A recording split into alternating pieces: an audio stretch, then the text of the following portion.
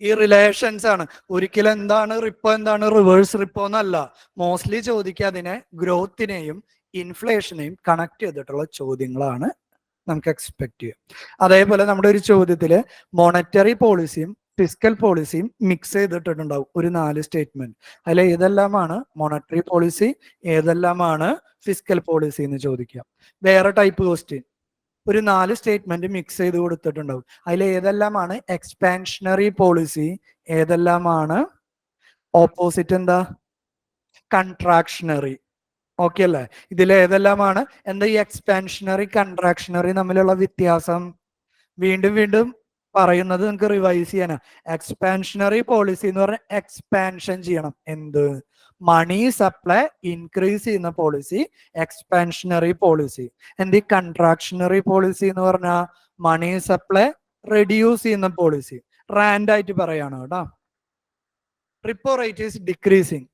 കൺട്രാക്ഷണറി policy ആണോ expansionary policy ആണോ? Repo rate is decreasing.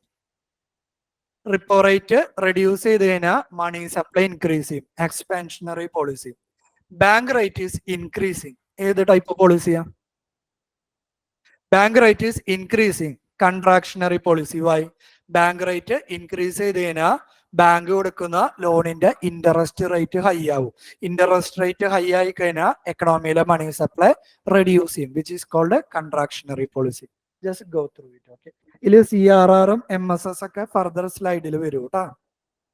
CRR MSS ഒക്കെ അടുത്ത സ്ലൈഡിൽ വരും. തൽക്കാലം അത് അവിടെ നിൽക്കട്ടെ, ബാക്കിയുള്ള വായിക്കും. LAF is a facility extended by Reserve Bank of India to the commercial banks to avail commercial bank അല്ലെങ്കിൽ scheduled commercial bank to avail of liquidity in case of requirement or in case of requirement repo, park excess fund, reverse repo. Okay അല്ലേ? In case of excess liquidity on an overnight basis അല്ലേ? വളരെ വളരെ important ആയിട്ടുള്ള keyword ഇവിടെ എന്താ?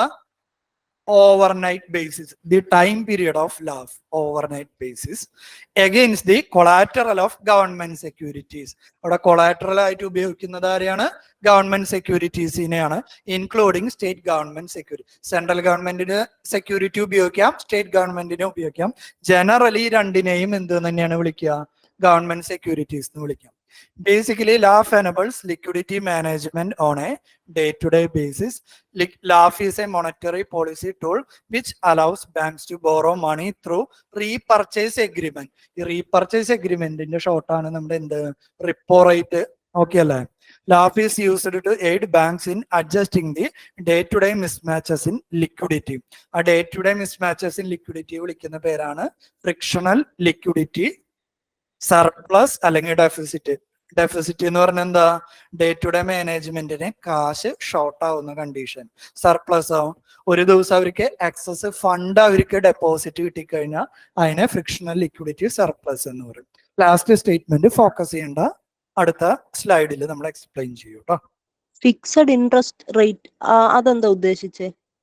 Fixed interest rate എന്ന് പറഞ്ഞു കഴിഞ്ഞാൽ ഇപ്പോ ലോൺ ഇപ്പൊ ഇവർക്ക് കൊടുക്കുന്നത് റിപ്പോയില് കൊടുക്കുന്നതാണെങ്കിലും റിവേഴ്സ് റിപ്പോയിലാണെങ്കിലും അത് എത്ര ഡ്യൂറേഷനിലാണ് എടുക്കുന്നത്, ആ ഡ്യൂറേഷനിൽ അതിന്റെ ഇൻട്രസ്റ്റ് റേറ്റ് ഫിക്സഡ് ആവും. എക്സാമ്പിൾ പറയാം, RBI ഇന്ന് രാവിലെ പറയാണ് റിപ്പോ റേറ്റ് 4% ഓക്കെ അല്ലേ? 4% ഇൻട്രസ്റ്റ് റേറ്റ് റിപ്പോ വെച്ചിട്ടുണ്ട്. ആ ദിവസം 10 ബാങ്കുകൾ ലോൺ എടുക്കുന്നു എന്ന് വിചാരിക്കും.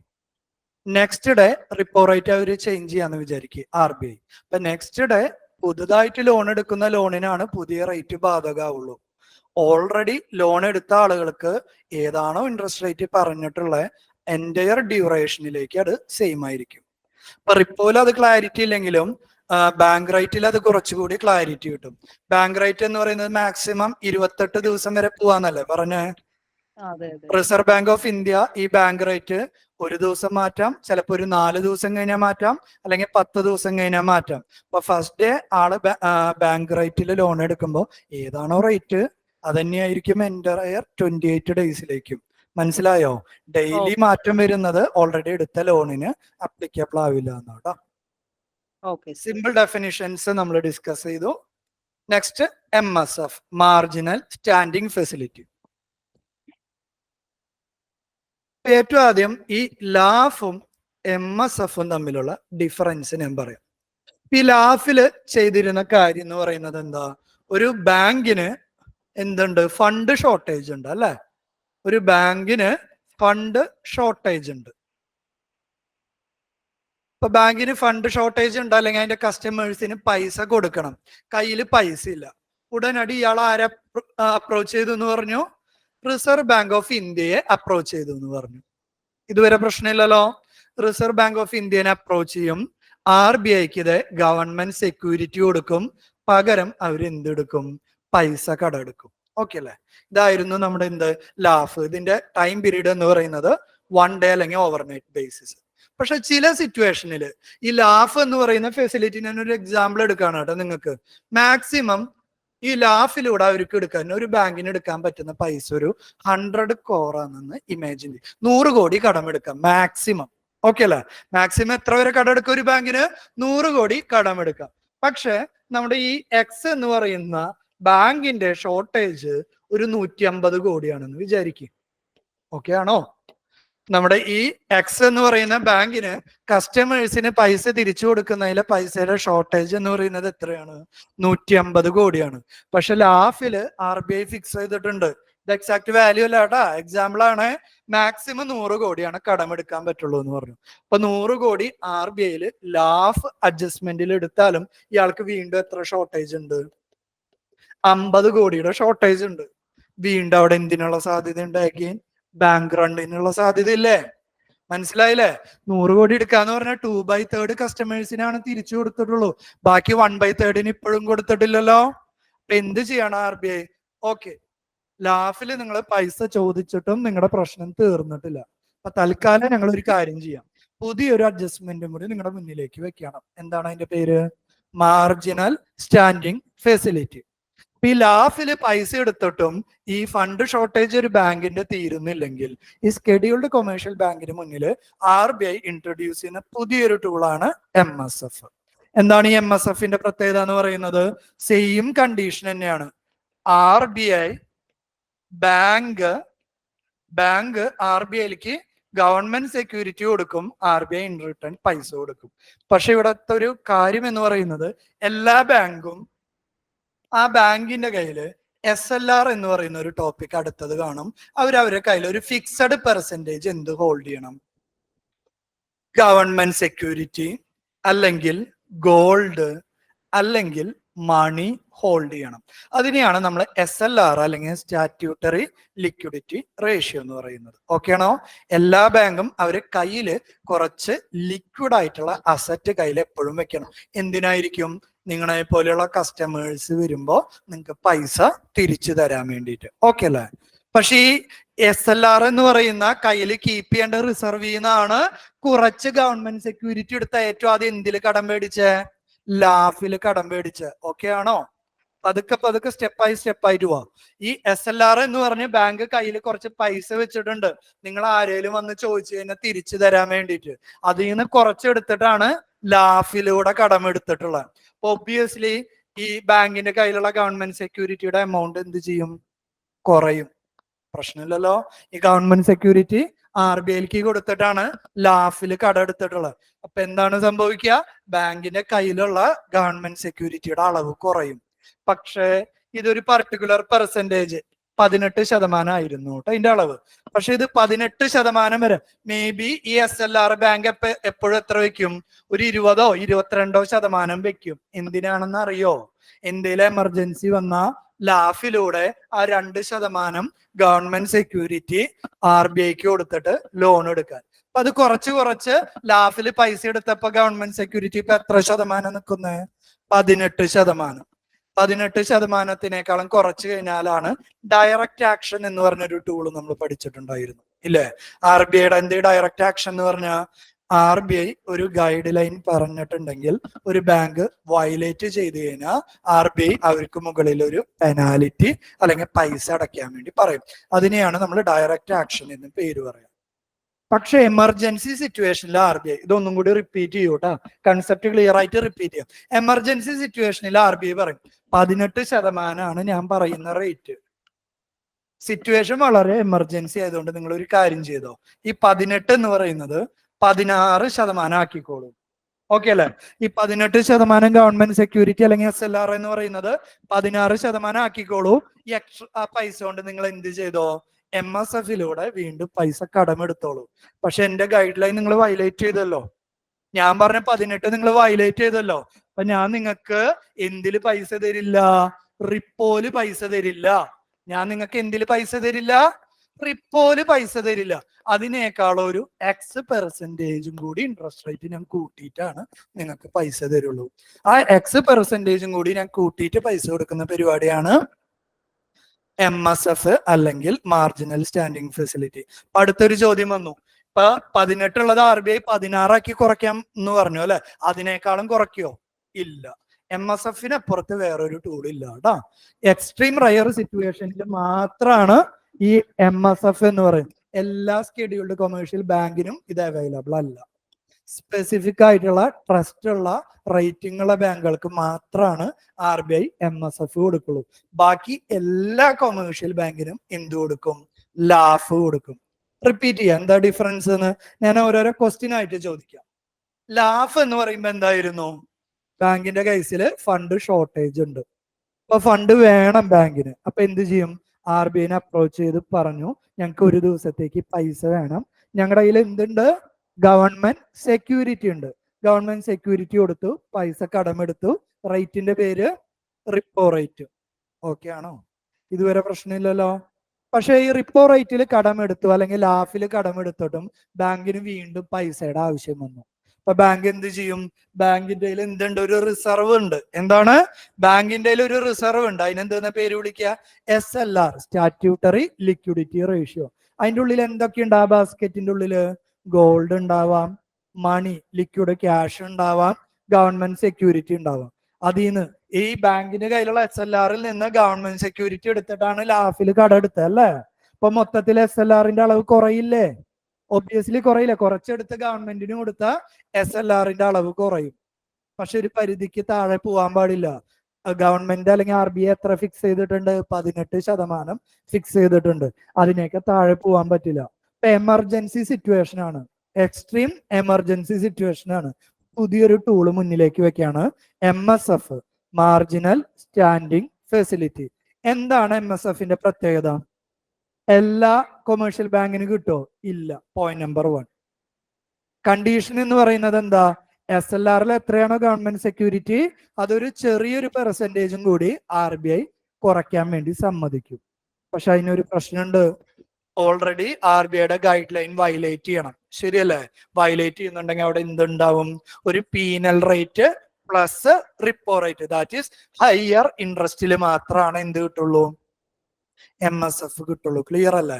ഇനി പറയും which interest rate is higher, MSF or LAF? MSF. Clear ആണോ? പ്രശ്നമില്ലല്ലോ. ഈ ബാങ്ക് റൺ എന്ന് പറയുന്ന സിറ്റുവേഷൻ ഒഴിവാക്കാൻ വേണ്ടി reserve bank of India extend ചെയ്യുന്ന ഒരു അഡീഷണൽ സപ്പോർട്ടാണ് ഈ MSF എന്ന് പറയുന്നത്. ഇനി വായിച്ചു നോക്ക്, ക്ലിയർ ആവും.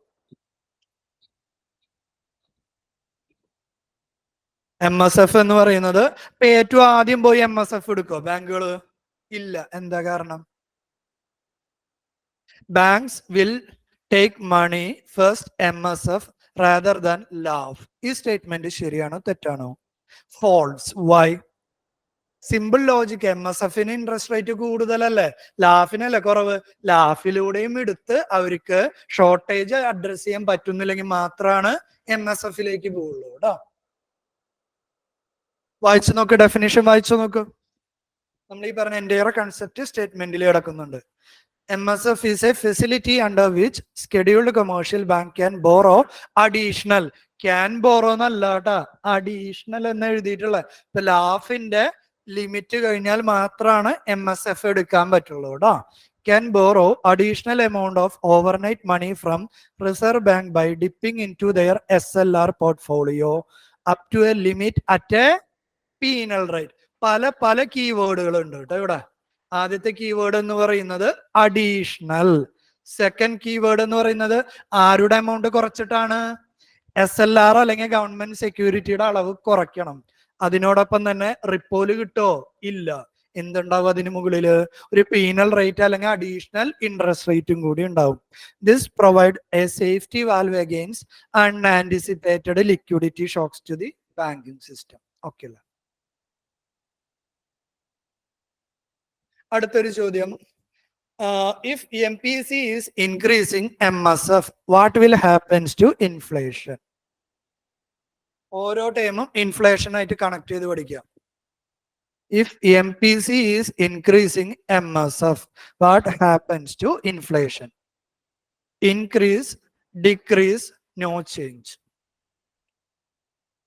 എന്തായിരിക്കും ആൻസർ വരാ? Inflation will decrease. എന്താ കാരണം? MSF കൂട്ടാന്ന് പറഞ്ഞാൽ ജനറലി എന്താ മീനിങ്? ഇൻട്രസ്റ്റ് റേറ്റ് കൂടുന്നു. ഇൻട്രസ്റ്റ് റേറ്റ് കൂടിക്കഴിഞ്ഞാൽ മണി സപ്ലൈ കുറയുന്നു. മണി സപ്ലൈ കുറഞ്ഞാൽ ഇൻഫ്ലേഷൻ റെഡ്യൂസ് ചെയ്യും. ഓക്കെ അല്ലേ?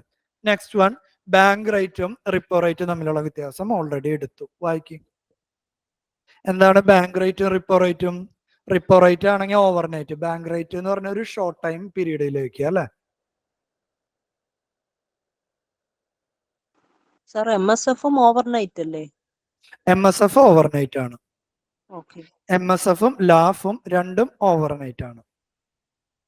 ഇപ്പൊ ഓവർനൈറ്റ് അല്ല, ഒന്നിൽ കൂടുതൽ ദിവസമാണെങ്കിൽ ബാങ്കിന് പല ഓപ്ഷൻസ് ഉണ്ട് കേട്ടോ.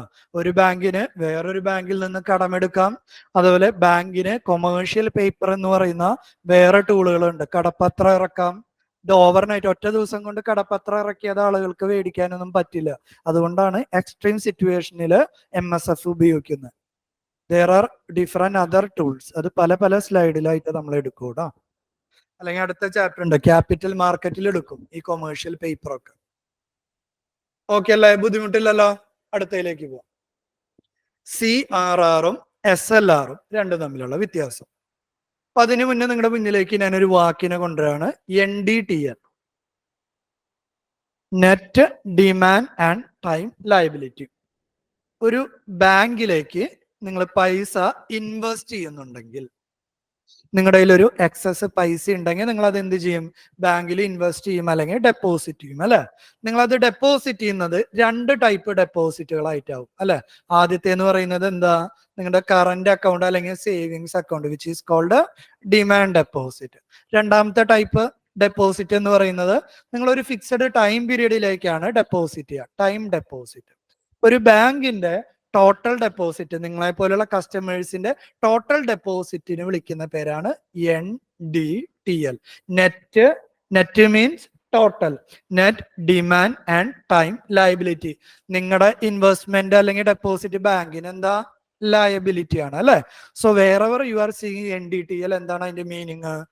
നിങ്ങൾ ഓരോരുത്തരും ബാങ്കില് ഡിമാൻഡ് ഡെപ്പോസിറ്റും ടൈം ഡെപ്പോസിറ്റ് ആയിട്ടുള്ള ഇൻവെസ്റ്റ് ചെയ്തിട്ടുള്ള ടോട്ടൽ എമൗണ്ടിനെ വിളിക്കുന്ന പേര്. ഈ ടോട്ടൽ എമൗണ്ട് ആണ് ബാങ്കിന്റെ എന്ത്? ടോട്ടൽ ലയബിലിറ്റി എന്ന് പറയുന്നത്. കറക്റ്റ് ആണോ? This total liability of bank is called NDTL, net demand and time liability. Okay, ഇനി ഡിസ്കഷനിലേക്ക് വരാം. നിങ്ങൾ എന്തുകൊണ്ടാണ് ബാങ്കിൽ പൈസ ഇൻവെസ്റ്റ് ചെയ്യുന്നത്? നിങ്ങളുടെ കയ്യിൽ എക്സസ് പൈസ ഉണ്ട്, നിങ്ങൾക്ക് അതിൽ നിന്നൊരു റിട്ടേൺ കിട്ടണം. പക്ഷെ ബാങ്കിൽ പൈസ ഇട്ട് കഴിഞ്ഞാൽ തിരിച്ചു കിട്ടുന്ന വലിയ ഉറപ്പൊന്നും ഇല്ലെങ്കിൽ നിങ്ങൾ അവിടെ പൈസ ഇൻവെസ്റ്റ് ചെയ്യും? ഇല്ല. നിങ്ങൾ എന്ത് ചെയ്യുള്ളൂ?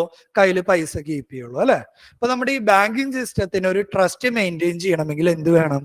നിങ്ങൾ എപ്പോ പൈസ ബാങ്കിൽ നിന്ന് ഡിമാൻഡ് ചെയ്യുന്നോ, അല്ലെങ്കിൽ എപ്പോ നിങ്ങൾ FD റിമൂവ് ചെയ്യുന്നോ അല്ലെങ്കിൽ FD ക്യാൻസൽ ചെയ്യുന്നോ, നിങ്ങൾക്ക് അപ്പൊ പൈസ തിരിച്ചു കിട്ടണം അല്ലെ? പക്ഷെ ബാങ്കിങ് സിസ്റ്റത്തിന്റെ ഏറ്റവും പ്രധാനപ്പെട്ട പ്രശ്നം എന്താ? Asset liability mismatch.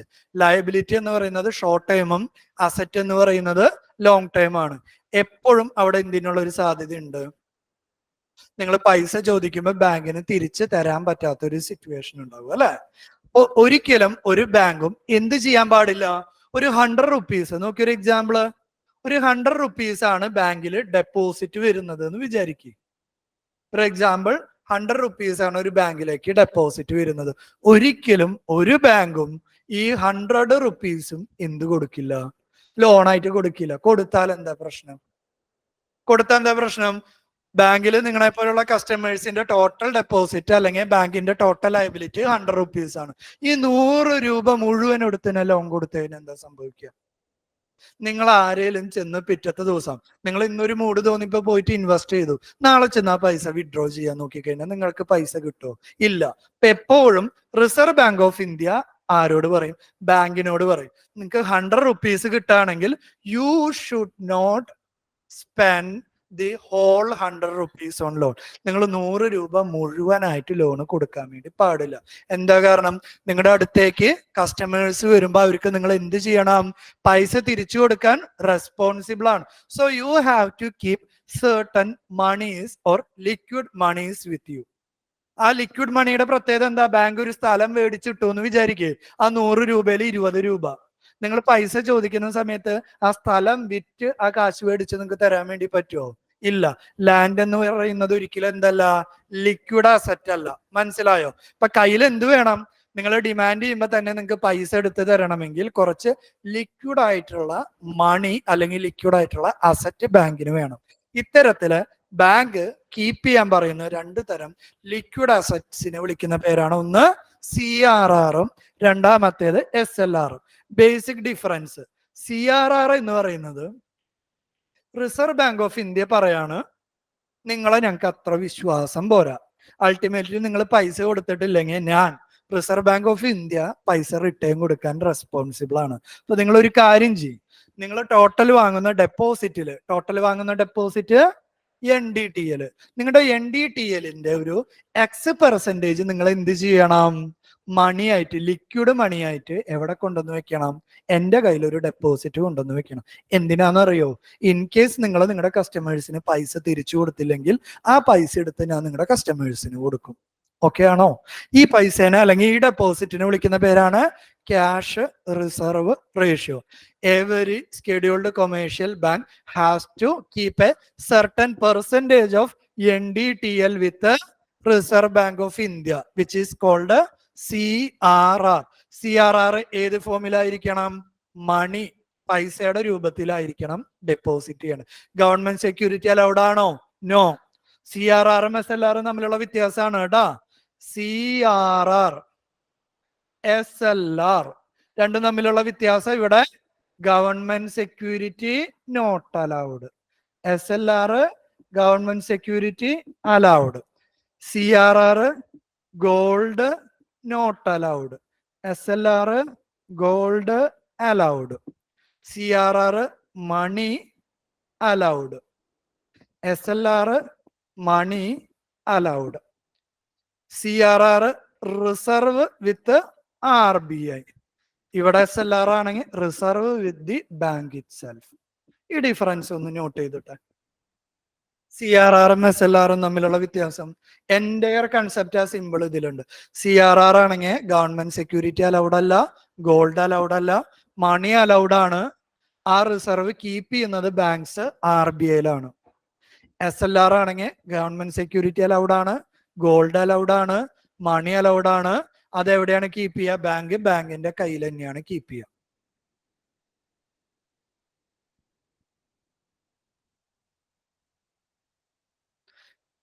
ഞാൻ ഇതിൽ നിന്ന് ഒരു ചോദ്യം ചോദിക്കാം, അതിന്റെ ഉത്തരം പറയാം. CRR എന്ന് പറയുന്നത് ബേസിക്കലി നടക്കുന്ന പ്രൊസീജിയർ ഇവിടെ എന്താ മക്കളെ നോക്കിയേ? RBI എന്ന് പറയുന്നതിലേക്ക് ബാങ്ക് വന്ന് എന്ത് ഇൻവെസ്റ്റ് ചെയ്യാണ്? ഒരു കുറച്ച് പൈസ ഇൻവെസ്റ്റ് ചെയ്യാണ്. ആ പൈസയുടെ പേരാണ് എന്ത്? CRR. ഒബ്വിയസ്ലി ഇവിടെ ജനറേറ്റ് ചെയ്യുന്ന ഒരു ചോദ്യമാണ്. സാധാരണ ഒരാൾ വേറൊരാളിൽ കൊണ്ടുപോയി ഡെപ്പോസിറ്റ് ചെയ്താൽ അല്ലെങ്കിൽ റിസർവ് വെച്ചാൽ അതിന് ഇൻ റിട്ടേൺ എന്ത് കിട്ടും? ഇൻട്രസ്റ്റ് റേറ്റ് കിട്ടും അല്ലെ? CRR ശ്രദ്ധിച്ച് കേട്ടോ. In return there is no interest. ഇത് ബാങ്കിനെ നന്നാക്കാനാണോ ഈ പ്രൊസീജിയർ കൊണ്ടുവന്നിട്ടുള്ള? അല്ലല്ലോ. ബാങ്കിന്റെ കസ്റ്റമേഴ്സിന്റെ നല്ലതിന് വേണ്ടിയിട്ടല്ലേ, വെൽബീയിങ്ങിന് വേണ്ടിയിട്ടല്ലേ. ഇതൊരു സെക്യൂരിറ്റി പർപ്പസിന് വേണ്ടിയിട്ടുള്ള ഫണ്ട് അല്ലേ. അതിന് റിസർവ് ബാങ്ക് ഓഫ് ഇന്ത്യ പൈസ കൊടുക്കേണ്ട ആവശ്യമുണ്ട്? അവർക്ക് റിസർവ് ബാങ്ക് ഓഫ് ഇന്ത്യയുടെ എന്ത് മാത്രമായിട്ട് വർക്ക് ചെയ്യുന്നത്? RBI പൈസ എടുത്ത് ചെലവാക്കില്ല. RBI is A custodian, uses that reserve for supporting you, the customers. So there is no interest rate. അടുത്ത പോയിന്റ് എന്താ? There is no government securities in return. Compare ചെയ്യുക 2 ടൈമായിട്ട്. ഞാൻ CRR-ഉം റിപ്പോ റേറ്റും ഒന്ന് കമ്പയർ ചെയ്യും. CRR ഉം റിപ്പോയും കമ്പയർ ചെയ്യും. രണ്ടിലും നടക്കുന്ന സിമിലാരിറ്റി എന്താ? റിപ്പോയും CRR-ലും രണ്ട് സിറ്റുവേഷനിലും എന്താണ് സംഭവിക്കുന്നത്? പൈസയുടെ ഒരു ട്രാൻസാക്ഷൻ ആണ്. നമുക്ക് റിപ്പോയും റിവേഴ്സ് റിപ്പോയും കമ്പയർ ചെയ്യാം ഓരോന്നായിട്ട്. റിപ്പോയിൽ എന്താ നടക്കുന്നത്? RBI ബാങ്കിന് പൈസ കൊടുക്കും, ഗവൺമെന്റ് സെക്യൂരിറ്റി വാങ്ങി വെക്കും. കമ്പയർ ചെയ്യുമ്പോൾ ഐഡിയ കിട്ടും കേട്ടോ. RBI ബാങ്കിന് പൈസ കൊടുക്കും, ഗവൺമെന്റ് സെക്യൂരിറ്റി വാങ്ങി വെക്കും. RBI പൈസ കടം കൊടുക്കുന്നത് കൊണ്ട് RBIക്ക് എന്ത് കിട്ടും? ഇൻട്രസ്റ്റ് റേറ്റ് കിട്ടും. ആ ഇൻട്രസ്റ്റ് റേറ്റിന് വിളിച്ച പേര് റിപ്പോ. ഓക്കെ അല്ലേ? ഇനി റിവേഴ്സ് റിപ്പോയിൽ എന്താ സംഭവിച്ചിട്ടുള്ളത്? ബാങ്ക് RBIയില് പൈസ ഡെപ്പോസിറ്റ് ചെയ്യും. RBI ബാങ്കിന് എന്ത് കൊടുക്കും? ഗവൺമെന്റ് സെക്യൂരിറ്റീസ് കൊടുക്കും. അതേപോലെ തന്നെ RBI ബാങ്കിന് എന്തും കൊടുക്കും? ഇൻട്രസ്റ്റ് റേറ്റും കൊടുക്കും. റിപ്പോയും CRR-ഉം തമ്മിലുള്ള വ്യത്യാസം എന്താ? സിമിലാരിറ്റി എന്താണ്? റിവേഴ്സ് റിപ്പോയും CRR-ഉം രണ്ട് കേസിലും ബാങ്ക് RBIയില് പൈസ ഡെപ്പോസിറ്റ് ചെയ്യുന്നുണ്ട്. രണ്ടും തമ്മിലുള്ള ഡിഫറൻസ് എന്താ? ഇൻ റിട്ടേൺ RBI ബാങ്കിന് ഗവൺമെന്റ് സെക്യൂരിറ്റി കൊടുക്കില്ല, ഇൻട്രസ്റ്റ് റേറ്റ് കൊടുക്കില്ല. ഓക്കെ ആണോ? എന്താണ് ഡിഫറൻസ് എന്ന് പറയുന്നത്? CRR-ഉം റിവേഴ്സ് റിപ്പോയും തമ്മിലുള്ള വ്യത്യാസം എന്താ? രണ്ടിലും ബാങ്ക് RBIയിൽ പൈസ ഡെപ്പോസിറ്റ് ചെയ്യും. CRR-ൽ പക്ഷെ എന്താ വ്യത്യാസം? ഗവൺമെന്റ് സെക്യൂരിറ്റി തിരിച്ചു കൊടുക്കില്ല, ഇൻട്രസ്റ്റ് റേറ്റും കൊടുക്കില്ല. ഓക്കെ അല്ലേ? സോ ഇൻട്രസ്റ്റ് റേറ്റ് ഇല്ലാതെ ബാങ്ക് റിസർവ് ബാങ്കിൽ കുറച്ച് പൈസ കീപ്പ് ചെയ്യണം, which is called CRR. SLR എന്തായി പറഞ്ഞെന്ന് മനസ്സിലായി? എഗെയിൻ കസ്റ്റമേഴ്സിനെ പ്രൊട്ടക്ട് ചെയ്യണമെങ്കിൽ എന്ത് ചെയ്യണം? ടോട്ടൽ ലയബിലിറ്റി NDTL-ന്റെ ഒരു പെർസെൻറ്റേജ് ബാങ്കുകൾ അവരുടെ കയ്യിൽ ലിക്വിഡ് അസറ്റ് ആയിട്ട് വെക്കണം. ലിക്വിഡ് അസറ്റ് എന്ന് പറയുമ്പോൾ എന്തെല്ലാം അലൗഡ് ആണ്? മൂന്ന് കാര്യങ്ങളാണ് ലിക്വിഡ് അസറ്റ് അലൗഡ് ഉള്ള. ഏതൊക്കെയാ? ഗവൺമെന്റ് സെക്യൂരിറ്റി, ഗോൾഡ്, മണി. ഇത് ആരുടെ കയ്യിൽ തന്നെയാണ് വെക്കുക? ബാങ്കിന്റെ കയ്യിലായിരിക്കും വെക്കുക. എപ്പോഴും RBI ഒരു 18% SLR എന്ന് പറയുമ്പോൾ ബാങ്ക്സ് കുറച്ചും കൂടി ഹയർ എമൗണ്ട് കീപ്പ് ചെയ്യും. മോസ്റ്റ്ലി 19%, 20% കീപ്പ് ചെയ്യും. വൈ? ഓൾറെഡി എക്സ്പ്ലെയിൻ ചെയ്തു. വൈ? എന്തേലും എമർജൻസി സിറ്റുവേഷൻ വന്നു കഴിഞ്ഞാൽ ലാഫിലൂടെ കടമെടുക്കണമെങ്കിൽ RBIക്ക് എന്ത് കൊടുക്കണം? ഗവൺമെന്റ് സെക്യൂരിറ്റി വേണം. അതും കൂടി ചേർത്ത് കുറച്ച് എക്സ്ട്രാ ആണ് എപ്പോഴും ബാങ്കുകൾ കീപ്പ് ചെയ്യാറുള്ളൂ. വായിച്ചു നോക്കൂ കേട്ടോ ഡെഫിനിഷൻ. എല്ലാ ടൈമും ആയിട്ട് ഞാൻ കമ്പയർ ചെയ്തു കേട്ടോ. വായിച്ചു കഴിഞ്ഞാൽ ഞാൻ 1-2 ചോദ്യങ്ങൾ ചോദിക്കാലോ? അഗെയിൻ ഇൻഫ്ലേഷൻ ആയിട്ട് കണക്ട് ചെയ്തിട്ട് ചോദിക്കാം. സാർ ഏത് ബാങ്ക് ആണെങ്കിലും CRR വെക്കണമല്ലോ. ട്രസ്റ്റ് ഒരു വിഷയമല്ലല്ലോ. നിർബന്ധമായിട്ട് വെക്കണം കേട്ടോ, നിർബന്ധമായിട്ടും വെക്കണം. RBIയുടെ നിയന്ത്രണത്തിൽ വരുന്ന ഏത് ബാങ്ക് ആണെങ്കിലും CRR-ഉം SLR-ഉം മെയിൻറ്റെയിൻ ചെയ്യണം. ഓക്കെ. ഒരു സെക്കൻഡ് മോളെ, ഓൺലൈനിൽ ഇരിക്കുന്ന കുട്ടി ഒറ്റ സെക്കൻഡ്.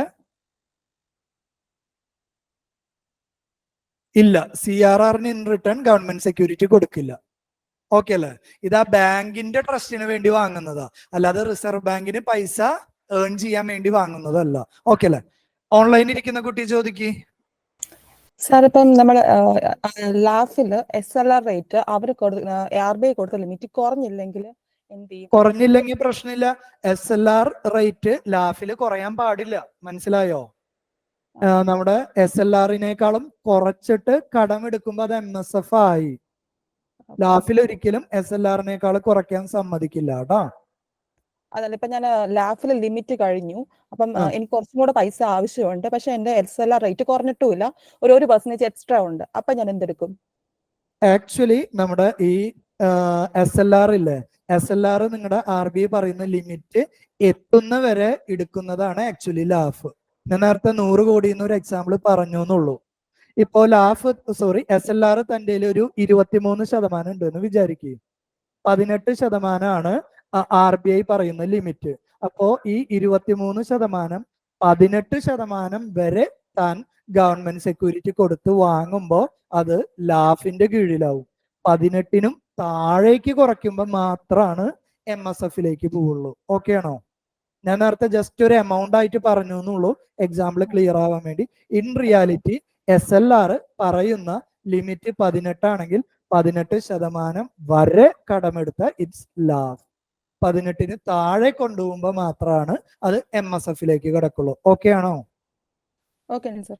Okay fine. ജസ്റ്റ് ഒന്ന് വായിച്ചാ ചോദ്യം കേട്ടോളൂ.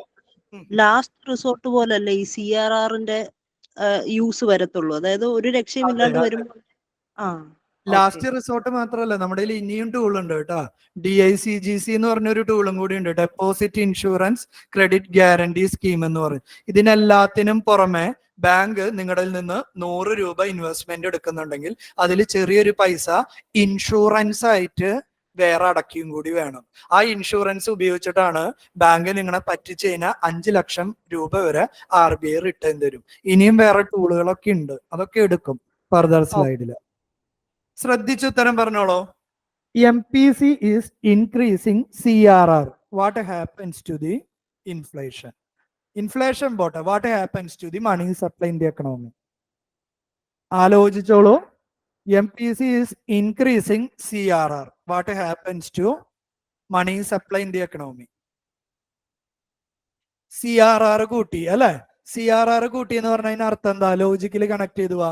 CRR കൂട്ടി എന്ന് പറയുമ്പോ ബാങ്കില് നിങ്ങൾ ഇൻവെസ്റ്റ് ചെയ്യുന്ന പൈസയില് ഒരു പെർസെന്റേജ് ആണ് CRR ആയിട്ട് RBI വെക്കുന്നത് അല്ലെ? അപ്പൊ അത്രയും പൈസ, ഞാൻ എക്സാമ്പിൾ പറയട്ടെ, നിങ്ങൾ എല്ലാരും കൂടി 100 രൂപ എന്ത് ചെയ്തു? ഡെപ്പോസിറ്റ് ചെയ്തു. 4 രൂപയാണ് CRR എന്ന് വിചാരിക്കുക. അപ്പൊ 4 രൂപ CRRലേക്ക് RBI അടച്ച 96 രൂപ, എക്സാമ്പിൾ ആണ് കേട്ടോ, 96 രൂപ ബാങ്കിന് എന്ത് ചെയ്യാം? ലോണ് കൊടുക്കാം. CRR MPC കൂട്ടി. എന്തായിരിക്കും സംഭവം? CRR ഞാനൊരു 8 രൂപയാക്കി എന്ന് വിചാരിക്കുക. ബാക്കി ഇപ്പൊ എത്ര രൂപയാണുള്ള ലോൺ കൊടുക്കാൻ? 100 - 8 92 രൂപ. ലോണ് കൊടുക്കുന്നതിന്റെ അളവ് കുറഞ്ഞു കഴിഞ്ഞാൽ പ്രോഫിറ്റ് ക്രിയേറ്റ് ചെയ്യാൻ വേണ്ടി അവരെന്തായിരിക്കും ചെയ്യുക? ഇൻട്രസ്റ്റ് റേറ്റ് കൂട്ടും. ഇൻട്രസ്റ്റ് റേറ്റ് കൂട്ടിക്കഴിഞ്ഞാൽ അപ്പൊ ഇത്ര ആലോചിച്ചാൽ മതി, CRR കൂടിക്കഴിഞ്ഞാൽ ഇൻട്രസ്റ്റ് റേറ്റ് കൂടും. ഇൻട്രസ്റ്റ് റേറ്റ് കൂടിക്കഴിഞ്ഞാൽ മണി സപ്ലൈ ഡിക്രീസ് ചെയ്യും. മണി സപ്ലൈ ഡിക്രീസ് ചെയ്താ ഇൻഫ്ലേഷൻ കുറയും. ഓക്കെ അല്ലേ? നേരെ reverse question. What happens to the money supply in the economy if SLR is decreased? കോവിഡിന്റെ ടൈമിൽ ചെയ്ത പോളിസിയാണ്. SLR-ഉം കുറച്ചു, CRR-ഉം കുറച്ചു. SLR കുറച്ച് എന്താ സംഭവിക്കുക? സെയിം തോട്ട് ഒന്ന് recollect. What happens to the money supply in the economy if SLR is decreased? SLR 18% എന്നുള്ളത് 15% ആക്കിയെന്ന് വിചാരിക്കുക. പൈസയുടെ എക്സാമ്പിൾ പറയാം. 100 രൂപയില് 18 രൂപ പണ്ട് ബാങ്ക് കയ്യിൽ വെക്കണം.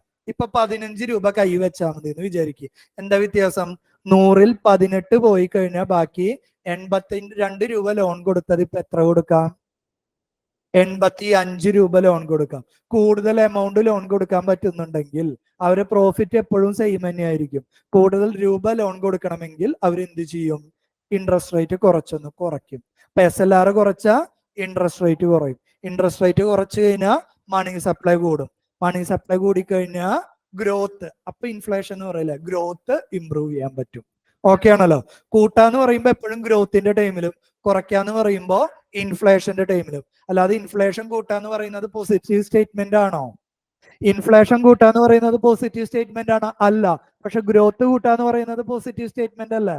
സെക്കൻഡ് പോയിന്റ്, ഗ്രോത്ത് കുറയ്ക്കാന്നുള്ളതാണോ ഇൻഫ്ലേഷൻ കുറയ്ക്കാന്നുള്ളതാണോ പോസിറ്റീവ് സ്റ്റേറ്റ്മെന്റ്?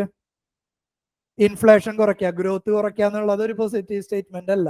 അതുകൊണ്ടാണ് നമ്മൾ ഇൻട്രസ്റ്റ് റേറ്റ് കുറയുമ്പോൾ ഗ്രോത്ത് കൂട്ടാനാണ് പോളിസി എന്ന് പറയും, ഇൻട്രസ്റ്റ് റേറ്റ് കൂട്ടുമ്പോൾ ഇൻഫ്ലേഷൻ കുറയ്ക്കാനാണ് പോളിസി എന്ന് പറയുന്നത്. ഓക്കെ അല്ലേ? ടേംസുകൾ ഫെമിലിയർ ആയില്ലേ? Open market operation. ഈ ടൈം കുറച്ചും കൂടി നമ്മുടെ ഇന്റർനാഷണൽ കറൻസി എന്ന് പറയുന്ന ടൈമൊക്കെ ആയിട്ട് റിലേറ്റഡ് ആയിട്ടുള്ളതാണ് കേട്ടോ.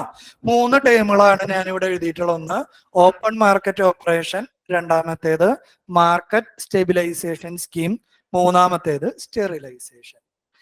ഈ സ്റ്റെറിലൈസേഷൻ എന്ന് പറയുന്ന കൺസെപ്റ്റിന്റെ 2 ഡിവിഷൻ മാത്രമാണ് OMO-യും MSS-ഉം. ഇപ്പൊ ഫസ്റ്റ് പോയിന്റ് എന്ന് പറയുന്നത് സ്റ്റെറിലൈസേഷൻ ആണ് ഞാൻ ആദ്യം പറയാൻ പോകുന്ന കൺസെപ്റ്റ്.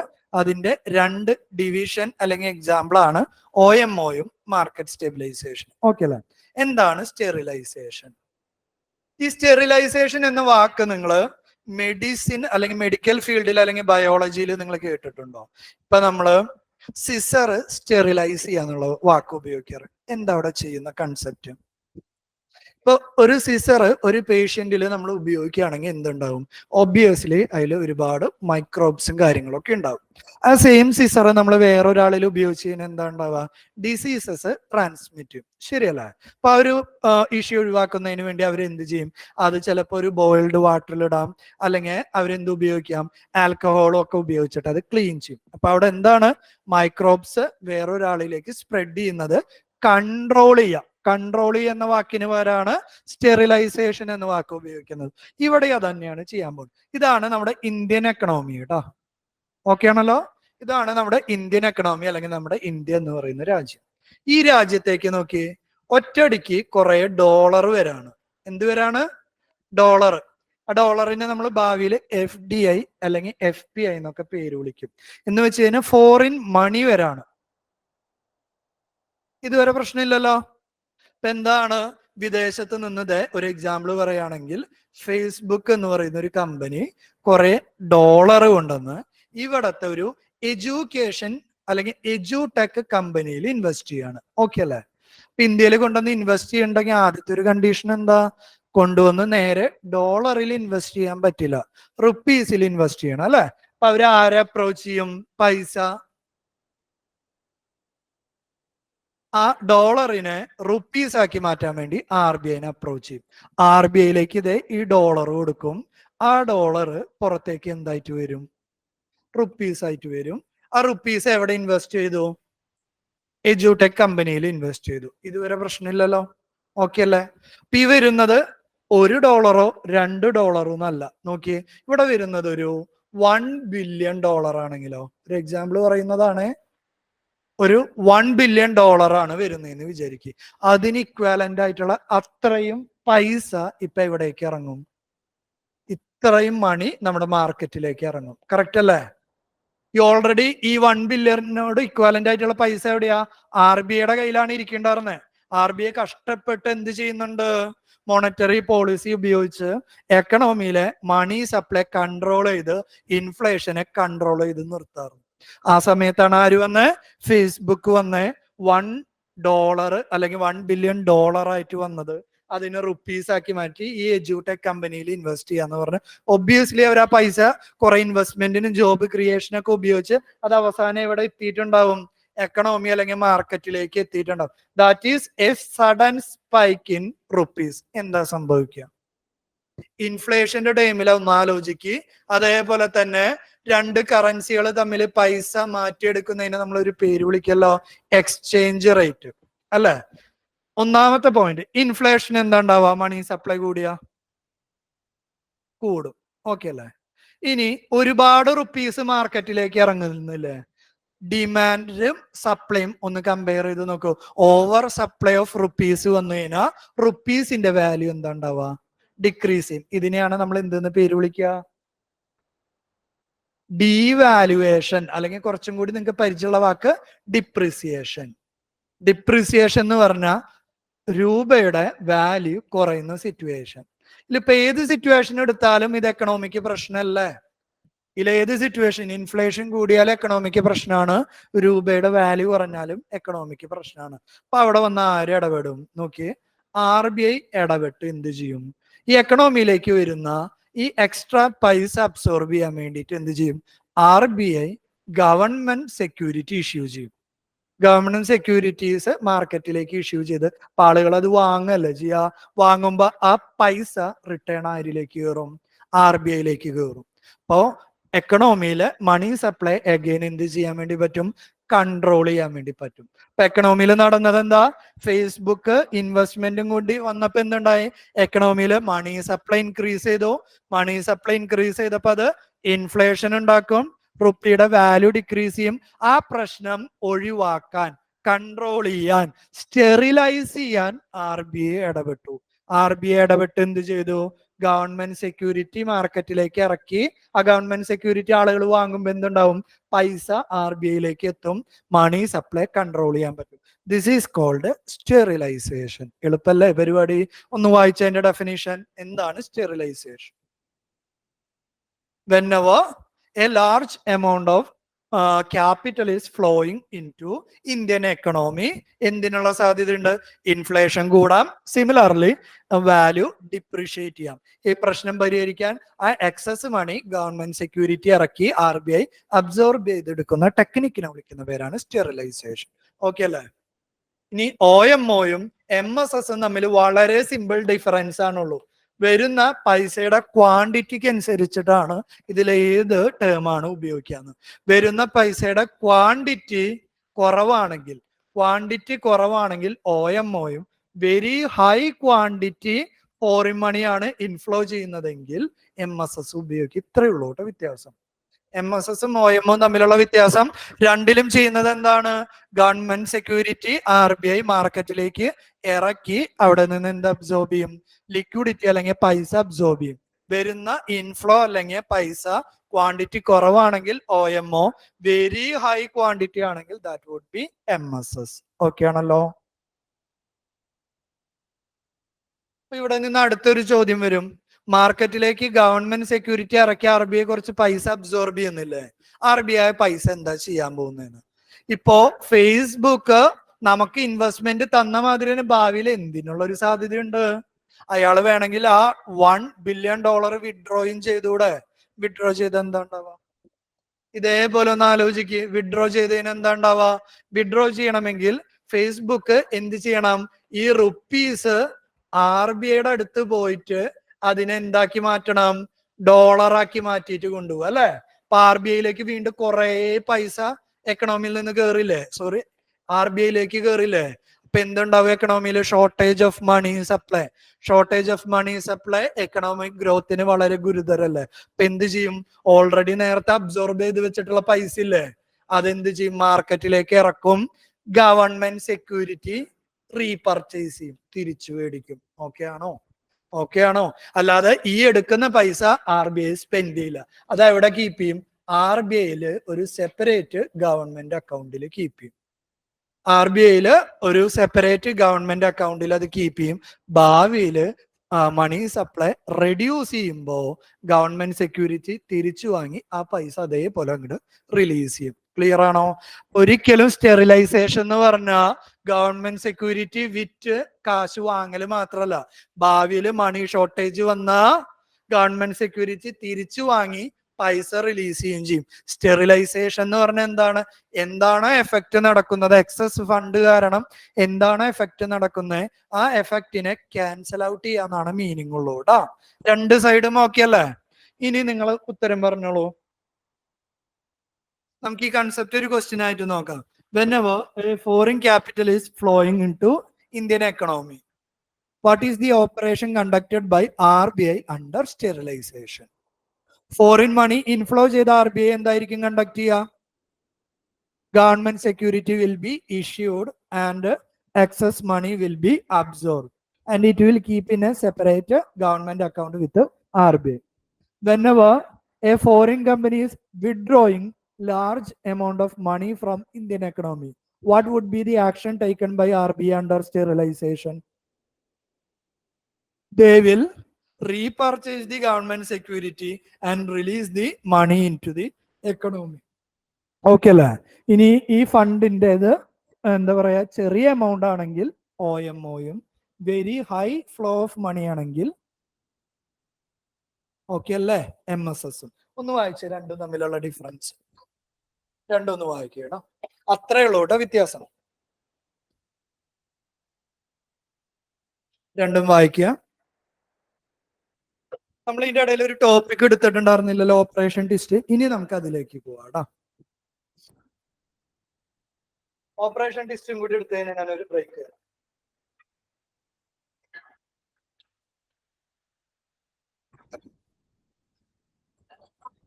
നമ്മൾ ഈ പറഞ്ഞ സ്റ്റെറിലൈസേഷൻ ആയിട്ട് വളരെ സിമിലാരിറ്റി ഉള്ള ഒരു